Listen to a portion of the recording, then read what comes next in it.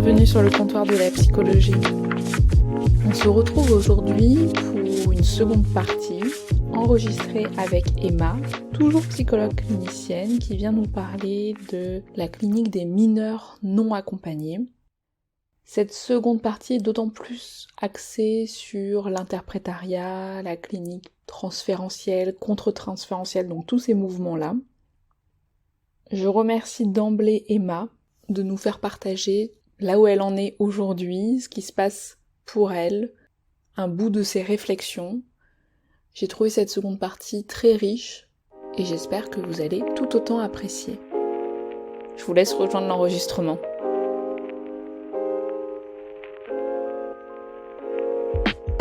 Tout à l'heure, quand tu parlais du service d'accompagnement des mineurs non accompagnés, à un moment, tu as parlé justement de la question pendant l'entretien, de pouvoir avoir accès à un ou une interprète.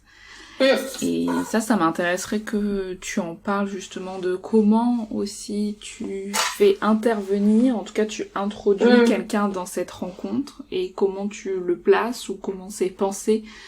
Parce que l'interprétariat, je trouve que peu de gens déjà connaissent, mais aussi même du côté des psychologues, de quelle place ça peut prendre, comment on peut s'en servir, etc. Et je trouve que c'est souvent mis sous une posture peut-être un petit peu de méfiance d'introduire un interprète ou une interprète dans nos séances comme un élément un peu perturbateur et du coup qui devrait être dans une lignée très neutre de traduire mot à mot, etc. comme si justement ça devenait un objet de la rencontre. Et je me dis que peut-être toi tu aurais un retour différent de ces rencontres. Moi c'est une question qui est vraiment extrêmement d'actualité parce que tout au départ quand je suis arrivée du coup dans ce service-là, il y avait pendant je dirais 6 mois, il y a eu peu de mouvement. Et on était beaucoup sur des jeunes qui parlaient déjà français. À ce moment-là, le flux migratoire devait être en tout cas ceux qui arrivaient chez nous étaient de cet ordre-là. Mais c'est une question qui est récente parce qu'en fait j'ai commencé à travailler avec des interprètes que depuis récemment. Parce que c'est simple, hein, un interprète il faut pouvoir le rémunérer. Donc il y a aussi la question de quel budget on peut mettre dans l'interprétariat par rapport aux jeunes. Alors c'est triste, mais j'essaye de l'utiliser le moins possible, cet outil, du coup de pouvoir, on utilise beaucoup le téléphone, quand il y a besoin. Moi très peu, mais mes collègues utilisent beaucoup le téléphone. Mais pourquoi tu utilises le moins possible? Parce que du coup, au niveau financier, en fait, on nous demande aussi de pouvoir, quand on a vraiment besoin, en fait. Mais il y a plusieurs modes. Du coup, il y a cette question de téléphone. Il y a aussi l'interprétariat du coup téléphonique, c'est-à-dire qu'on peut faire appel à un interprète, mais par le biais du coup du téléphone, ce qui est une question aussi particulière. Enfin, donc moi j'ai pu avoir cette expérience une fois, je crois. C'est très étrange d'avoir un objet au milieu de la table parce que là, pour le coup, on n'est pas sur une personne, on est vraiment sur un objet qui va parler. On sait qu'il y a une personne derrière, mais nous, la sensation qu'on a, c'est quand même que c'est l'objet qui est en train de nous... Donc on s'adresse vraiment à un objet, on est penché sur la table et que ce soit nous ou le jeune, en fait, quand on se parle, on regarde le téléphone qui est au milieu de la table, donc c'est assez particulier. Je sais plus, c'était sur c'était pas sur un entretien qui était... il y avait... je sais plus que c'était quelle demande par rapport à cet entretien, mais c'était pas un entretien seulement du coup de première rencontre ou un entretien avec moi. Il y avait un autre sens à cet entretien-là. Et sinon dans le cadre du coup souvent des premières rencontres où du coup j'ai pu faire appel à l'intervention d'un interprète. Moi donc c'est vraiment encore une question de travail. Je pense qu'elle est pas assez travaillée du tout, que ce soit en règle générale quand on travaille avec des personnes du coup issues de cultures différentes, parce qu'en fait on s'en limite pour l'instant en tout cas nous dans notre service à faire intervenir des interprètes quand les jeunes ne parlent pas français. En fait on devrait le faire même quand ils parlent relativement bien français, parce qu'on voit bien la différence justement d'accès au discours, de comment voilà, c'est la question de la langue maternelle qui est extrêmement importante. Et finalement, on ne le fait qu'avec des personnes qui ne parlent pas français, donc où finalement, on a un manque quelque part qu'on va venir chercher à combler par l'intervention de l'interprète, alors qu'on pourrait le faire avec d'autres jeunes également. Et donc enfin déjà moi mon bureau il est fait en sorte qu'il y ait la question du tiers qui soit présente, parce que j'ai quand même un bureau qui est assez grand. Donc j'ai pu faire un espace avec l'ordinateur, le bureau, machin. Et j'ai fait un autre espace en fait où du coup il y a positionné quatre choses différentes, mais surtout il y a 3 fauteuils autour d'une table. Et en fait ça fait une petite table où en fait j'ai disposé du coup plus des objets, des jeux, des choses qu'on pourrait utiliser et que les jeunes des fois vont se saisir pour vraiment avoir un truc à manier dans leurs mains à ce moment-là. Et ces 3 fauteuils du coup ne sont pas utilisés quand il n'y a pas une 3e personne et qu'on est en entretien, mais ça va venir faire exister en fait une présence tierce, et je trouve qu'elle est assez importante. Et du coup quand l'interprète est présent, donc le fauteuil va être il va y avoir la présence d'une personne également ici. Et généralement ce que j'essaye de faire, c'est alors quand c'est possible déjà de rencontrer l'interprète en premier sans le jeune, pour lui demander comment ça va, lui demander des fois quand on a le temps, sinon je le fais après, mais par exemple est-ce que c'est souvent on travaille avec un cabinet qui du coup les interprètes ne sont pas en fait de formation, enfin c'est pas vraiment leur métier en fait, c'est souvent des étudiants qui à côté font ça et qui du coup ont un rapport au pays qui est différent de quelqu'un qui aurait vraiment fait ce travail. Enfin, il y a forcément aussi un investissement personnel dans l'histoire. Et du coup, j'essaye de les questionner un petit peu sur, qu'est-ce que quel est ton travail, est-ce que tu fais ça à temps plein ou est-ce que tu fais quelque chose à côté. Enfin, qu'est-ce qui va être de l'ordre de la personne aussi à ce moment-là. Voilà, voir comment la personne va, comment elle se sent. Si j'ai le temps de le faire avant, et aussi contextualiser du coup le cadre de l'entretien. Donc là, on va rencontrer ensemble un jeune, lui expliquer qui je suis, quelle est mon intervention, lui dire qui on va rencontrer, pourquoi il intervient. Mais c'est vrai que c'est intéressant parce que du coup, il y a plein d'interprètes qui vont venir. Du coup, moi, j'ai travaillé des fois avec les mêmes, mais c'est souvent des personnes différentes et qui vont venir en fait, c'est qu'ils vont pas poser de questions, qui vont vraiment être dans une position d'objet justement. Mais parce que ils interviennent en fait, en tout cas nous avec qui on travaille, ils interviennent en fait dans plein d'autres cadres où ils n'ont pas du tout de place à part entière dans quelque chose. Ils sont là pour vraiment traduire mot à mot en fait ce qui a été. Et du coup c'est vrai que l'idée c'est d'essayer pour moi c'est d'essayer un peu de décaler ça. Et dans l'entretien en tant que tel, alors mais aussi du coup il y a forcément des réactions un peu pour ma part, j'ai été confrontée à des personnes qui étaient pas compétentes parce que qui allaient par exemple traduire. Alors, je l'ai saisi parce qu'en fait, c'était une jeune fille ukrainienne, mais du coup, c'était un interprète qui parlait russe, qui a traduit psychologue par psychiatre. Et en fait, la jeune fille, sa maman travaillait dans le milieu du soin, donc elle-même, elle a rectifié. Mais du coup, ça venait déjà biaiser quelque chose dans la présentation. Et ça, c'est là pour le coup, c'était un peu, c'est-à-dire que je sentais vraiment que la personne en face de moi, elle était un peu en train de modifier finalement, au-delà de pas utiliser les mêmes mots, elle était vraiment en train de mettre un autre sens finalement à ce que j'essayais de transmettre à la jeune fille. Oui, mais elle a duré l'entretien. La jeune fille, elle a rectifié du coup. Oui, sur ce point-là. Par contre, du coup, sur le reste, je sentais aussi que ça avait, il y avait quelque chose qui était différent, qui c'était comme elle avait plus, même la jeune fille ne semblait pas avoir confiance finalement à la personne qui était présente et qui était en train de lui expliquer du coup de lui transmettre certaines choses et c'était une interprète qui par exemple des fois c'est compliqué parce que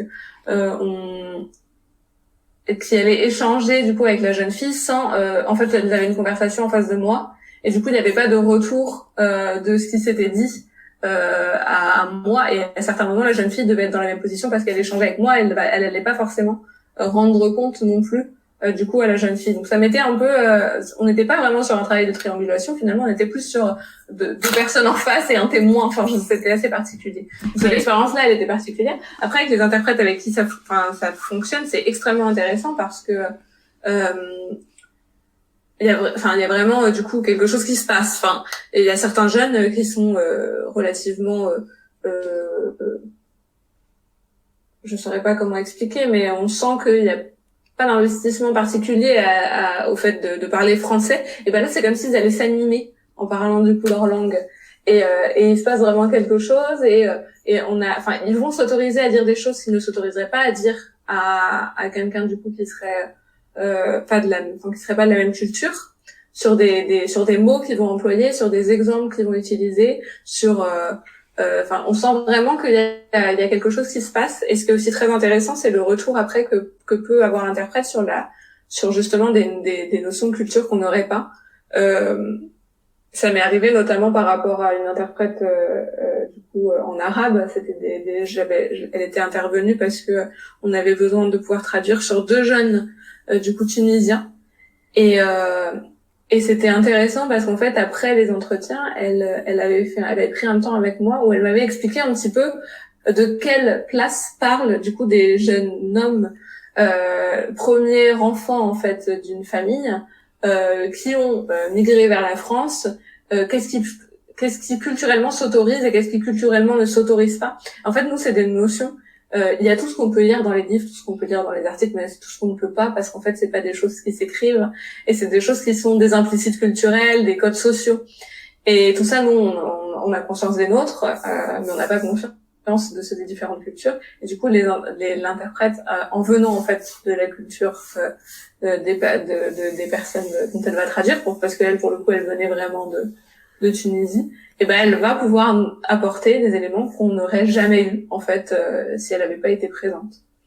Et après, par contre, ça reste quand même une question extrêmement au travail, parce que sur mon pourcentage de rendez-vous avec interprète, il y en a quand même très très peu. Et j'ai pas eu le temps particulièrement de me pencher sur de la lecture par rapport à cette question-là d'échange avec des personnes qui seraient aussi dans le fait de travailler avec des interprètes. C'est vraiment quelque chose qui est encore à l'état des bouches, on va dire.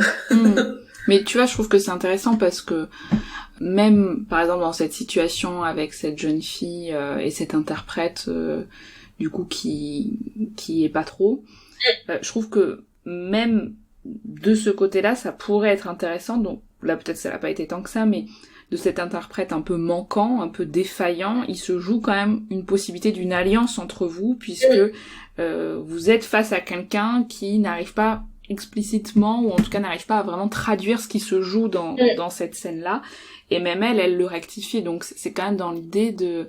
Il y a cette alliance, il y a cette idée que vous avez envie potentiellement de vous rencontrer et que ça ne peut pas correctement se faire, en tout cas comme vous auriez aimé, et donc ça peut aussi venir vitaliser ce désir de non, c'est pas exactement ça que je voulais dire, ou ça nous gêne cet objet. Comment aussi il peut y avoir déjà ce phénomène un peu de groupe, de celui qui comprend bien, celui qu'on exclut, celui qui ne permet pas, etc. Donc au final, je me dis que c'est pas si inintéressant que ça, même d'avoir des interprètes un peu moyens, comme, à l'inverse, je me dis dans un monde idéal, ça serait plutôt intéressant, enfin, je dis ça alors vraiment avec toute ma naïveté, puisque j'ai jamais travaillé dans ces cliniques-là, et en tout cas face à ces questionnements-là, mais d'avoir des interprètes qui sont co-thérapeutes, au sens d'avoir peut-être le même interprète tout le long des rencontres avec tel sujet, et de comment ça peut se travailler cette fonction, parce que en effet je pense qu'on a tendance des fois à confondre la langue et le langage, dans cette idée, tout ce qu'il peut y avoir de sensoriel aussi en termes de traduction d'un discours, parce que c'est extrêmement compliqué de traduire je sais pas, le sentiment d'étrangeté, de transposer l'humour, ou même un discours qui peut être imprégné d'un espoir, etc. Et que je pense que c'est quelque chose qui peut être vraiment mis au travail dans une fonction de la place que prend le ou la psychologue et la place que prend l'interprète, et comment il va y avoir ce mouvement-là d'être imprégné vraiment aussi du côté très sensoriel en fait de l'entretien clinique, qui est pas que du côté de je balance un certain nombre de phrases, de mots, etc. et que l'interprète viendrait juste être collé à ça et ne pas témoigner de tout ce que ça peut représenter en termes de vocabulaire. Tout à fait, ouais. Mais bon, j'imagine que c'est Il y a des endroits, il y a des endroits où vraiment, c'est sur Paris. C'est alors il y a la Maison de Solène, je crois, et des personnes comme Thierry Bobet, Marie-Rose Moreau, qui ils travaillent vraiment sur les. Alors ça a un nom, c'est un terme. Discrètement, regarder sur les c'est parce que Marie-Rose Moreau, elle travaille surtout avec la clinique transculturelle, donc à la Maison de Solène, il y a vraiment, c'est en effet l'interprète, c'est un métier. Enfin, c'est pas justement des étudiants, ce qui peut arriver, hein, mais il y a quand même vraiment l'idée qu'il y a des formations avec toute je te dis ça encore une fois en ayant en tête un peu là il y a quelques années quand j'avais suivi 1 ou 2 conférences sur ces sujets-là, et Marie-Rose Moreau, je l'avais eu aussi pendant quelques années en prof, avec Marion Fellman et tout. Il y a tout un groupe un peu là de psychologie et psychanalyse transculturelle, et que dans l'interprétariat, c'était vraiment pris dans ce que ça représente comme fonction en termes de métier, et je sais qu'il y a toute une formation sur justement l'identité de l'interprète, sa propre histoire qui est mise aussi au travail, de comment lui est imprégné d'une culture, et comment aussi en tant que thérapeute, enfin en tant que nous psychologues, on est obligé, entre guillemets, enfin obligé c'est au sens moral d'aller chercher ce qui se passe pour nous, et que l'interprète n'est pas neutre de ces questionnements-là aussi, parce que en fonction, c'est sûr, de sa propre histoire, comment il va pouvoir entendre l'histoire de l'autre, soit peut-être d'une manière très en miroir, soit justement totalement décalée, etc. Et que ça, c'est plutôt chouette quand en fait l'interprète, il peut exister dans ces réunions pluridisciplinaires avec les équipes, etc. pour que aussi il fasse partie à part entière d'un intervenant dans ces rencontres-là. C'est vrai que ça aurait beaucoup. Enfin, moi, je vois bien que ça le sens serait différent si effectivement l'interprète était présent à chaque rencontre. Ouais. Et enfin, s'il y avait un fil en fait entre les choses, et du coup là c'est très un peu dissocié. Et c'est vrai que ça c'est dommage, mais là pour l'instant, en tout cas moi avec les réalités qu'il peut y avoir, c'est celle-ci. Du coup c'est vraiment quand il y a un besoin, quand il y a un manque que je vais pouvoir avoir droit à pouvoir utiliser un interprète, un interprétariat. Mais sinon, c'est pas pensé plus que ça en fait. Enfin, c'est pas réfléchi plus que ça. Ouais. Non mais je comprends. Je comprends. Et donc ouais, toi c'est une clinique qui te parle, qu'est-ce que ça te fait vivre justement, je me dis, sans partir sur quelque chose de trop personnel, mais justement au niveau des mouvements peut-être un peu plus transférentiels auxquels t'as été peut-être plus amené à te questionner ou à les gratter du côté de justement toi ta propre posture et ton propre contre-transfert. D'une manière générale, bien entendu, c'est très sujet dépendant, enfin en tout cas en fonction des situations, mais je trouve qu'il y a quand même des cliniques qui viennent un peu plus gratter d'un côté que de l'autre au niveau de ces mouvements-là, de ces rencontres-là et de ce qui se joue dans cette zone transférentielle. Des fois, enfin, du coup c'est comme si c'était un peu un, comment dire, je trouve que c'est une clinique extrêmement intéressante parce que au-delà du fait de rencontrer vraiment énormément de personnes différentes et de différences culturelles, ça apprend beaucoup moi ça m'a ouvert les yeux sur plein de choses que je connaissais pas en fait, tout simplement parce que je ne les connaissais pas. Mais c'est très compliqué, et je pense que du coup je peux en parler aujourd'hui, mais si j'en parle demain, j'en parlerai pas pareil. Il y a vraiment, je vois que ça va chaque jour ça va modifier quelque chose, et du coup j'essaye vraiment de le penser justement dans la réflexion, de pas à chaque fois qu'il va y avoir un ressenti, il va y avoir quelque chose qui va se passer, de le mettre au travail. Et du coup je pense que pour ça les espaces de supervision sont extrêmement importants, que ce soit du coup la supervision pour des cas un peu plus cliniques, pratiques, de pouvoir expliquer comment ça se passe, les questionnements que j'ai, les liens que je peux faire, ce que je fais pas, dans un espace vraiment de travail, là pour le coup c'est important, mais aussi de moi-même pouvoir poursuivre les questionnements qui personnellement, je pense que c'est impossible de travailler dans un service comme ça sans soi-même pouvoir mettre sur la table certaines choses qui nous touchent. On sent vraiment, déjà il y a quand il y a vraiment la question du traumatisme, quand le jeune va se mettre à parler de certaines choses, on va vraiment voir la sidération, on va vraiment voir le récit va devenir difficile, on va voir un jeune en face de nous qui va en fait, bon souvent ça je constate ça, qui va d'un seul coup se fermer et en fait c'est comme s'il vivait devant lui ce qu'il était en train de nous raconter. Donc nous en face ça peut nous en fait assez en miroir, ça peut nous mettre aussi et puis des fois on entend des choses que jamais en fait on ne peut pas imaginer ce qu'on va entendre. Il y a des dans la violence et dans la question de l'humanité, il y a vraiment des choses qu'on peut pas imaginer qui se produisent. Et du coup, moi ce que j'essaye de faire, c'est à chaque fois de me décaler. Et si jamais il se peut que ça arrive, que ça me touche, je vais le verbaliser aux jeunes pour pas qu'ils justement ne perçoivent ça et interprètent ça à sa façon. Mais que ce soit vraiment, que ce soit pas, ça reste pas en suspension comme étant quelque chose qu'il a perçu, mais qui n'a pas été expliqué. Et je vais lui expliquer que là, ce qu'il raconte,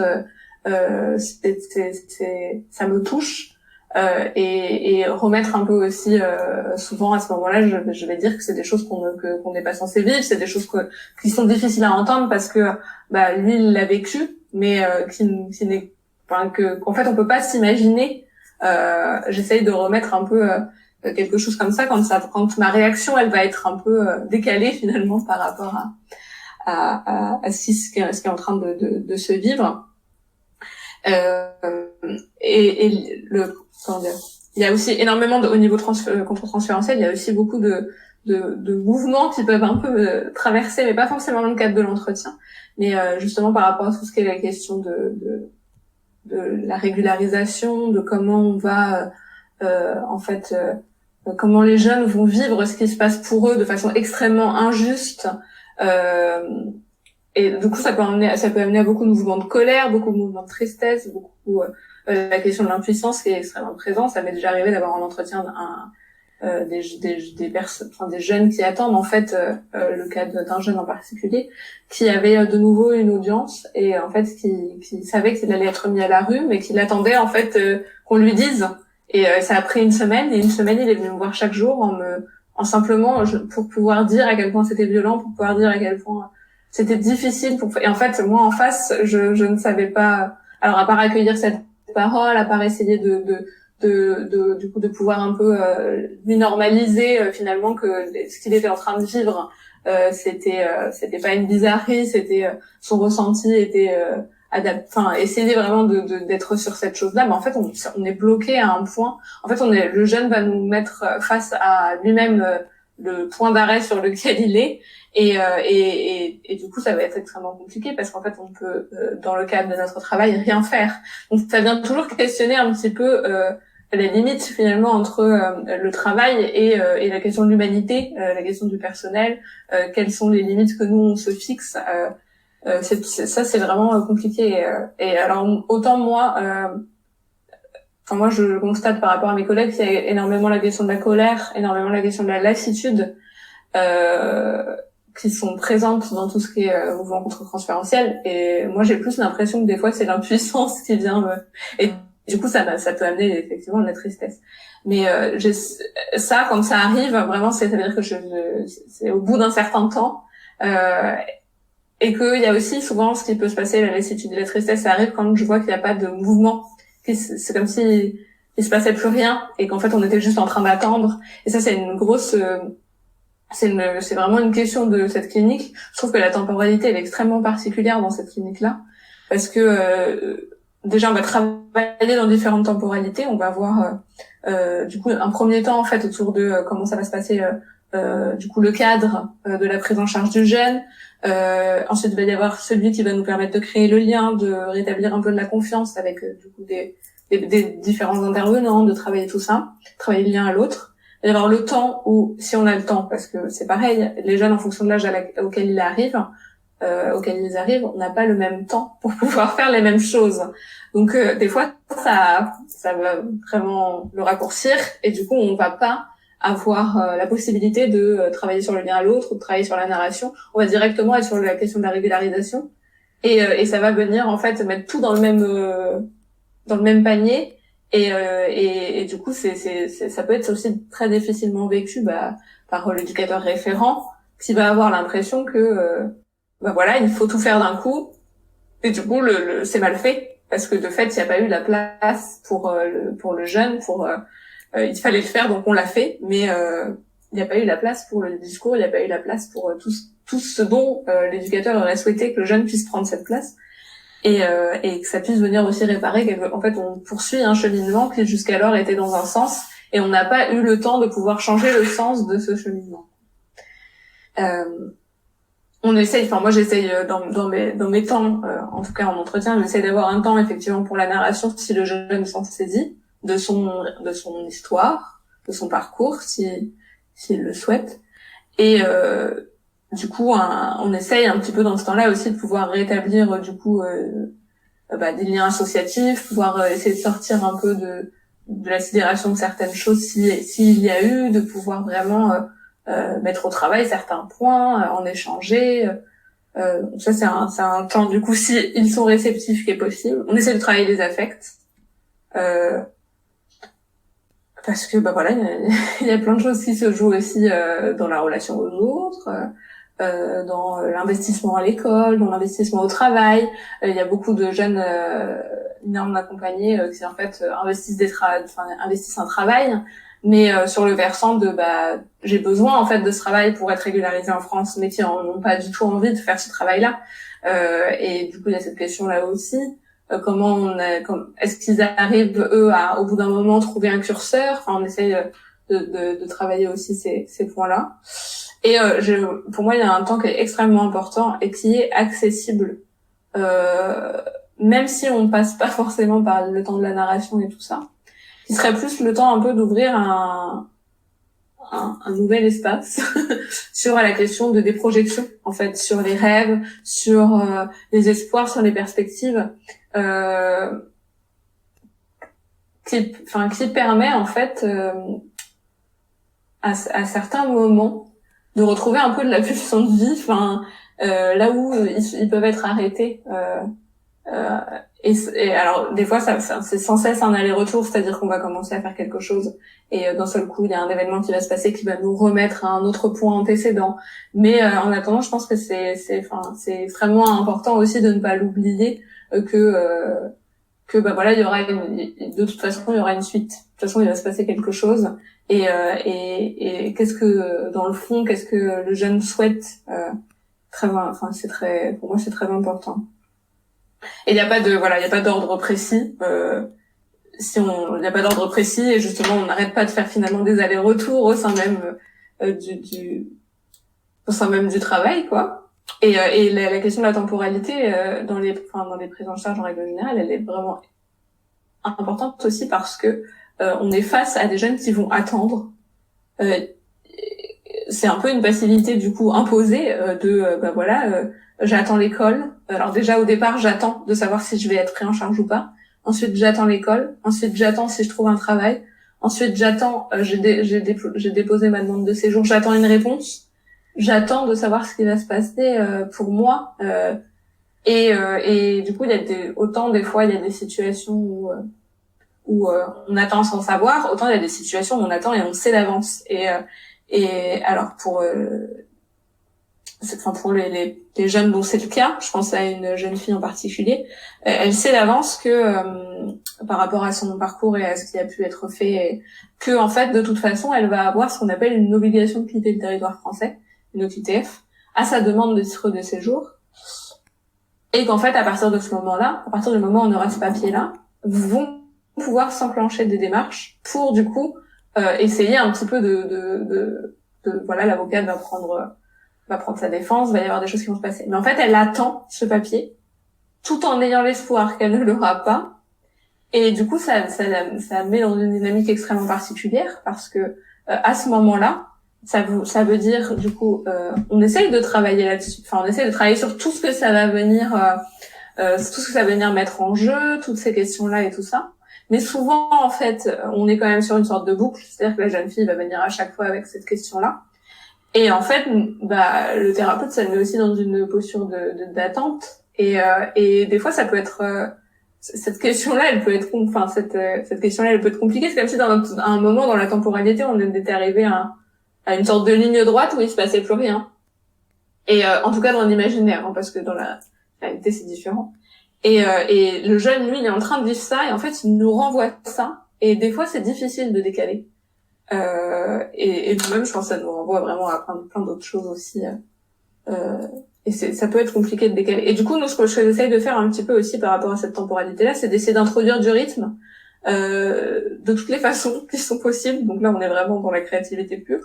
Donc on essaye, par exemple, la question de la prise en charge multiple, du coup, en fait, avec différents rendez-vous avec différentes personnes, ça va venir remettre du rythme. On sollicite les partenaires quand, moi, ça m'est arrivé des fois de faire des choses qui sont pas inhérentes à ma fonction de psychologue, comme je sais pas, ça m'est arrivé d'appeler le Secours catholique pour chercher des cours de piscine. Ça fait pas partie, c'est pas écrit sur ma fiche de poste. En fait, je pense que ça y participe à partir du moment où on, en fait, essayait justement d'introduire du rythme, essayer d'aller dans le sens de, voilà, si le jeune il s'est exprimé sur le fait qu'il savait pas nager, et que, je sais plus c'était dans le cadre d'un entretien, il m'avait parlé de ça, on avait échangé une dizaine de minutes là-dessus, et en fait il avait un peu une demande de savoir où s'adresser par rapport à ça. En fait, ça me semblait un peu, je voulais pas la décaler à une autre personne, en sachant que c'était à moi qui en avait parlé, et je trouve ça aussi que ça fait partie aussi de la prise en charge, justement, de vouloir un petit peu diffracter les partenaires, mettre en place des choses pour le jeune, et ça pouvait être aussi, ça pouvait en tout cas aussi être faire partie du travail. Et par rapport à la question du rythme aussi, justement cette question de pouvoir aller en dehors du bureau, en dehors des, moi je vais jamais dans les appartements, mais c'est mon choix. Je pense que ça fait partie de l'ordre de l'intime et que c'est pas un lieu où je dois y aller. Les éducateurs aussi présents, l'assistante sociale aussi. Mais moi j'ai pris ce parti pris-là de ne pas aller directement sur l'intimité du coup du jeune, ce qui est censé être un peu sa maison. Ça ne veut pas dire qu'un jour je ne dérogerai pas à ma règle, si la situation s'y prête, peut-être qu'un jour j'irai. Mais d'aller hors les murs, du coup, c'est plus j'ai déjà fait des interventions par exemple dans des jardins ou des espaces qui sont neutres. Il y a souvent après c'est plus difficile, mais il peut y avoir aussi les centres médico-sociaux qui prêtent des salles pour des entretiens, de l'extérieur. C'est déjà arrivé d'aller dans des cafés où vraiment en fait c'est aussi pouvoir mettre ça fait partie de restaurer un peu la confiance et restaurer du lien, de pouvoir aussi se mettre d'une certaine façon en face du jeune, mais dans un endroit qui lui il s'y sent bien et qui se sent plus en sécurité que finalement de venir au sein même du bureau, quoi. Je pense que vu que t'es confronté à un discours qui peut être assez effractant, tu as quand même c'est très transgressif au final, hein, d'être toujours face à la mort, au danger, au trauma, même si encore une fois je pense pas que tous y soient concernés par le trauma. Mais du coup je trouve que le fait d'être dans cette pulsion un peu de mort aussi, ça vient aussi chercher du côté des professionnels cette idée de se vitaliser aussi en étant un peu plus dans le faire que peut-être par rapport à d'autres cliniques, parce que tu parles de ce sentiment d'impuissance qui peut être commun à plusieurs situations et à plusieurs psychologues, qu'on peut tous traverser, qui est pas inintéressante d'ailleurs, mais je me dis en même temps, heureusement que tu ne peux rien faire pour ces jeunes, tu vois, heureusement que tu ne peux pas accélérer une démarche, que tu ne peux pas les aider dans telle situation ou dans telle autre, puisque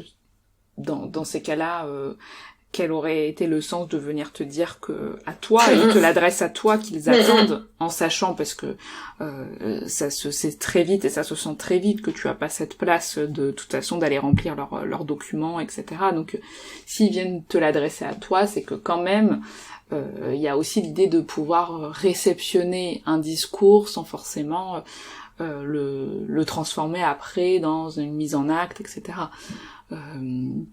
Même le fait, je trouve, que de te dire que voilà, ce jeune ne sait pas nager, je trouve que c'est intéressant parce qu'en fonction des cliniques ou en fonction des moments dans lesquels tu te situes d'un point de vue thérapeutique, autant je trouve que ça a du sens, cette idée que tu y répondes aussi avec l'idée que ça t'a questionné, que t'as cherché, que peut-être t'as des propositions. Comme peut-être qu'à d'autres moments, ça veut dire quelque chose aussi de pas savoir nager et de te l'adresser à toi. Et je trouve que c'est dans ces travails d'équipe, c'est ultra pertinent quoi de questionner à quel moment chacun peut se positionner d'une façon différente, à quel moment justement le psychologue, mais encore une fois dans plein d'institutions on peut prendre une place différente. Ça veut pas dire qu'on n'est plus à la nôtre, parce que même quand t'appelles pour savoir où sont les cours de natation, etc., tu peux quand même transposer ça du côté du fait que t'es psychologue et que à ce moment-là t'as senti que ça avait plus de sens d'y interroger et d'y répondre du côté du réel, voilà, ça c'est des cours de natation, etc., qu'à un autre moment qu'il aurait pu être interrogé différemment, l'idée de pas savoir nager et à quel point ça peut être anxiogène, je sais pas, ou à quel point ça peut être du côté de la vie d'avoir envie de nager en fait et de s'en sortir. Donc non, je trouve ça très très riche ta posture et c'est clair que c'est vraiment un truc qui a énormément de pertinence à être à chaque fois mis en travail dans ces lieux justement de supervision, d'intervision, etc. Encore une fois, comme peu importe la place où on se situe en tant que psy, mais d'autant plus je trouve dans des lieux où la question de la mort vraiment et de l'autre avec un grand A vient totalement nous chercher, et à quel point on peut être face à cette transgression, d'aller autant questionner de ce côté-là. C'est comment dire, c'est aussi des fois les jeunes qui nous y mettent, en fait on sent vraiment une confusion à certains moments par rapport à cette question-là. On sent que voilà, moi ça m'est déjà arrivé qu'un jeune il vienne me voir. Et pourtant on avait déjà eu il est venu me voir et en fait il m'a dit j'ai été absent à l'école et je voudrais que tu me fasses un mot. Je voudrais que tu me donnes un papier comme quoi j'avais rendez-vous avec toi pour que tu me fasses un mot. Et ça m'a vachement questionné et parce que c'est pas du tout voilà, pour le coup ça veut dire qu'il y a vraiment une confusion sur quelque chose, quel était le sens finalement, quelle est la fonction vraiment du coup du psychologue dans ce cadre-là spécifiquement du coup avec ce jeune-là. Qu'est-ce qui s'est passé pour qu'il en arrive à cette qu'est-ce qu'il y a, à quel moment quel biais il y a eu à quel moment pour qu'on en arrive à cette confusion-là.